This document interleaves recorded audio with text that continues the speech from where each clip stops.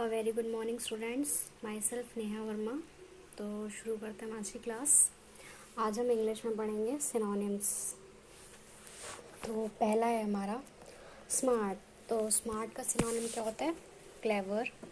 Important का essential, stupid, डम, irrelevant, useless, complete, perfect, exact, specific, awful, horrible, suitable, uniform, hurry, rush, do, execute, destroy, demolish, cut, chop, fly, glide, little, tiny, cool का chilly, quite, silent, strange, rare.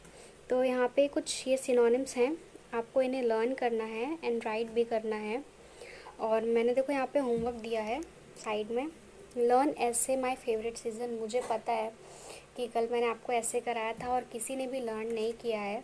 अगर जिसने भी learn किया है उसको 2 line से ज़्यादा या 4 लाइन से ज़्यादा लर्न नहीं हुई होंगी। तो आज आप फिर से ऐसे जो है आज लर्न करोगे, कोशिश करोगे ज़्यादा से ज़्यादा लाइंस जो हैं आप लर्न कर पाओ। और जो सिनोनिम्स हैं इनको भी लर्न एंड राइट करना है, ठीक है?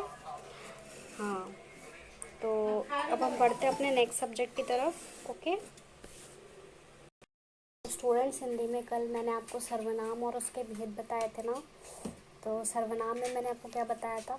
जो शब्द संज्ञा के स्थान पर प्रयोग किए जाते हैं, बोले जाते हैं, उन्हें हम सर्वनाम कहते हैं। उसके 6 भेद होते हैं: पुरुषवाचक सर्वनाम, निजवाचक सर्वनाम, निश्चयवाचक सर्वनाम, अनिश्चयवाचक सर्वनाम। ठीक, ये सारे मैंने उसके भेद बताए थे। 6 भेद होते थे। तो मैंने आपको कहा था ना कि भेद का डिस्क्रिप्शन मैं नेक्स्ट क्लास में दूंगी, तो आज हम वही करेंगे। तो पहला था हमारा पुरुषवाचक सर्वनाम। तो हम पुरुषवाचक सर्वनाम के बारे में पढ़ेंगे कि होता क्या है ये, ठीक है? तो जो सर्वनाम वक्ता, श्रोता तथा किसी अन्य के लिए प्रयुक्त होता है। जो सर्वनाम वक्ता मतलब बोलने वाला, श्रोता मतलब सुनने वाला, या मतलब कोई थर्ड पर्सन के लिए यूज़ करते हैं। जो सर्वनाम शब्दों का यूज़ हम, जैसे आप बात कर रहे हो, आपने कुछ वर्ड्स अपने लिए यूज़ किए, आपने कुछ वर्ड्स जिससे आप बात करें उसके लिए यूज़ किए, और आपने कुछ वर्ड्स जो है किसी और के लिए यूज़ किए। तो ये जो आप सर्वनाम शब्दों का यूज़ करते हो, प्रयोग करते हो, ये जो वो क्या शब्द क्या कहलाते हैं? हमारे पुरुषवाचक सर्वनाम। जैसे कि मैं, तू, वह, ये सब क्या होते हैं? पुरुषवाचक सर्वनाम होते हैं। अब नीचे देखो एक सेंटेंस लिखा है मैंने, उसने मुझे बोला था कि तुम पढ़ रही हो, तुम पढ़ रही हो।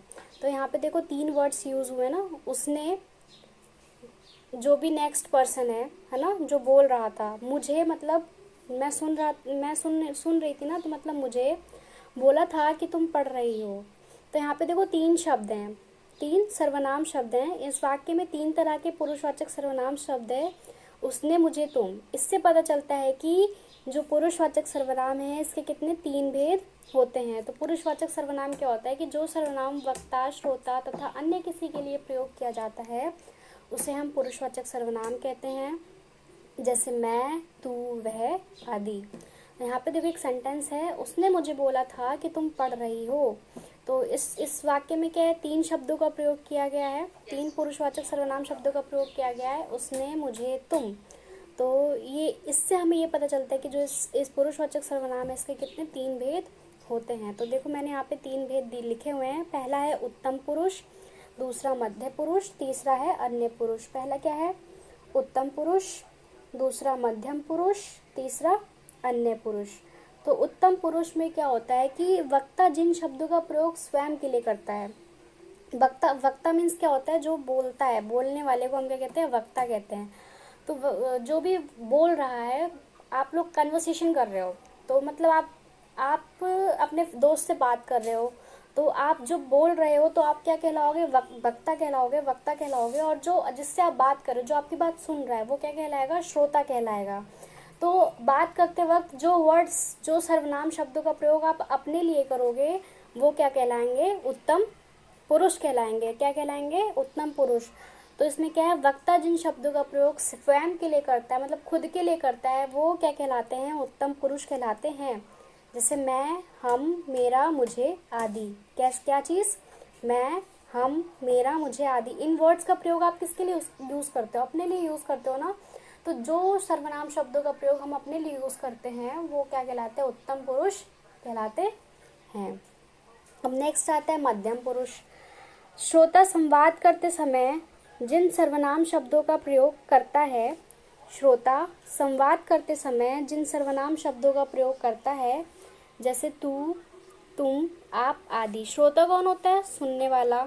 तो जब आप बात करते हो, आप बात कर रहे हो, दो लोग बात कर रहे हो ना, पहले आप बोल रहे हो, फिर जिससे आप बात कर रहे हो वो कौन कहलाए, श्रोता कहलाए। तो जब श्रोता कुछ वर्ड्स बोलता है, श्रोता कुछ वर्ड्स बोलता है आपके लिए, जैसे कि तुम क्या कर रहे हो, तूने ऐसा क्यों किया, आप ऐसा क्यों कर रहे हो, तो जो वर्ड्स श्रोता इस्तेमाल करता है हमारे लिए, वक्ता के लिए, वो वर्ड्स क्या कहलाते हैं, मध्यम पुरुष। क्या कहलाते हैं, मध्यम पुरुष कहलाते हैं। क्या कहलाते हैं, मध्यम पुरुष। जैसे कि तू, तुम, आप आदि।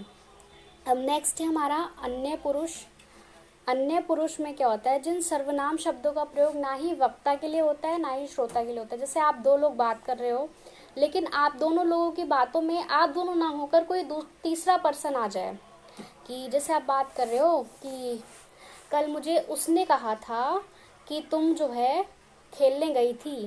कल मुझे मुझे मतलब जो मैं बात कर रही हूँ, मुझे उसने, यहाँ पे कोई तीसरा पर्सन है ना, उसने कहा था कि तुम, मतलब जो आपकी बात सुन रहा है उसके, तो तुम वर्ड आप श्रोता के लिए यूज करो, तो आपने जो वर्ड तीसरे पर्सन के लिए यूज किया है वो क्या कहलाएगा, हमारा अन्य पुरुष का, अन्य पुरुष कहलाएगा। जैसे कि वह, यह, उन, उसके, ये सारे वर्ड्स क्या हैं, अन्य पुरुष। तो इसमें क्या होता है, आप जब बात करते हो तो एक वक्ता होता है, एक श्रोता होता है। मतलब वक्ता मतलब बात करने वाला, श्रोता मतलब सुनने वाला। अब आप दोनों की बात में अगर कोई तीसरा पर्सन आता है, उसके लिए जो आप वर्ड्स यूज करते हो वो अन्य पुरुष कहलाता है। तो अब देखते हैं इससे रिलेटेड कुछ क्वेश्चंस हम। ओके, यहाँ पे मैंने उसी टॉपिक से रिलेटेड मैंने कुछ क्वेश्चंस दिए हैं। पहला क्वेश्चन है, पुरुषवाचक सर्वनाम की परिभाषा उदाहरण सहित लिखो। तो यहाँ पे मैंने आपको पुरुषवाचक सर्वनाम बताया था, उसके आपको परिभाषा लिखनी है और उसको उदाहरण लिखने हैं। ठीक है, फिर नेक्स्ट क्वेश्चन है, पुरुषवाचक सर्वनाम के भेद संक्षेप में लिखो। मतलब क्या है कि आप पुरुषवाचक सर्वनाम के भेद लिखोगे, प्लस वो होते क्या हैं। पहला था उत्तम पुरुष, मध्यम पुरुष, अन्य पुरुष, ये होते क्या हैं इनके बारे में भी आप लिखोगे, इनको भी आप डिस्क्राइब करोगे। संक्षेप मतलब क्या होता है, उसके बारे में आप डिस्क्राइब करोगे। ठीक है, और उसके एग्जाम्पल भी लिखोगे। अब नेक्स्ट क्वेश्चन है, अन्य पुरुष सर्वनाम का प्रयोग किसके लिए होता है। तो मैंने आपको बताया ना, अन्य पुरुष सर्वनाम का प्रयोग ना ही वक्ता के लिए होता है ना ही श्रोता के लिए होता है, ये किसी अन्य पुरुष के लिए, अन्य या अन्य कोई व्यक्ति है उसके लिए होता है। तो आज हिंदी में बस इतना ही था। और नाउ नेक्स्ट हमारा सब्जेक्ट है मैथ्स। तो मैथ्स में मैं आज आपको ज़्यादा काम नहीं दूंगी, बस थोड़ा सा ही काम दूंगी, जिसमें कि आपको रोमन नंबर लिखने हैं 1 to 50। तो आप सबको तो रोमन नंबर 1 to 100 आते हैं, लेकिन आज आप सिर्फ 1 to 50 लिखोगे। ओके, और अगर आपको कुछ भी क्वेरी है हिंदी में, इंग्लिश में या मैथ्स में, तो आप मुझसे पूछ सकते हो। ठीक है, मैं आपको बता दूंगी। और आई होप आपको आज का जो टॉपिक मैंने पढ़ाया समझ आया होगा। तो अब हम मिलते हैं अपनी नेक्स्ट क्लास में, तब तक के लिए बाय बाय।